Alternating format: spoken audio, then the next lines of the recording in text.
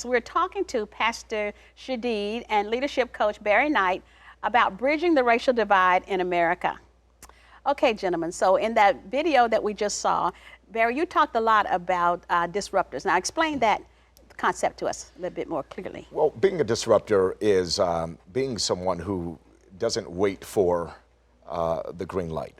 When we look at the civil rights movement, the reason that we were able to get traction was because you had people like Rosa Parks, Dr. Martin Luther King, who I consider to be disruptors. They interrupted the standard or the status quo to get their voice heard. And so sometimes we have to be, we need that someone who just shouts aloud and says, I'm here, something is wrong, it's not right, we can't stand for this anymore. So being a disruptor, you disrupt the flow of the, the trajectory of where things are going. Now I need to know, are you talking about then just really making a lot of noise about something? Is this like Black Lives Matter? Do you consider them disruptors? And not in a negative way, but... Yeah.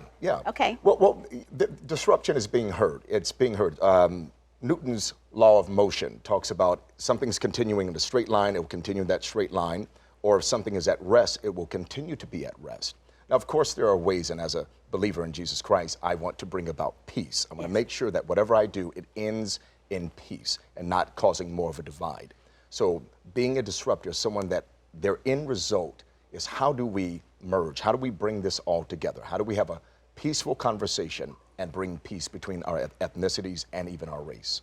And are you suggesting we should have disruptors on both sides of the aisle? Absolutely. Whites should disrupt the status quo of what? I believe so. Okay. I believe so. To have a pastor or a leader to speak out who is a non-black, a white pastor, white leader, to speak out against these racial pains that are going on in America, I believe would cause so much healing for both sides, because it'll open up the conversation for blacks and whites. Well, it appears to me, and maybe it's just my imagination, but a lot of the leaders are silent on this whole thing. Now, why is that? Why is everybody kind of like not saying anything? I'm watching Facebook after every major incident. I'm like, where are the leaders speaking out? And everybody's like, but I think that's because a lot of them have mixed congregations that don't want to offend anybody. But what do you say? Why do you think people are a little silent about what's going on? I think you don't know how people are going to respond, and you can't say anything right without someone twisting it. And that is a spiritual thing, where the Spirit will come and twist things to take something that was meant for truth and peace and turn it negative. You find that all over all kinds of social media, political people, just different things. Now in the church world, you can bring about peace, but I would say from my perspective, I've had to ask the black community in my church to educate me, because I'm not sure what is right or wrong, because I don't know the vernacular.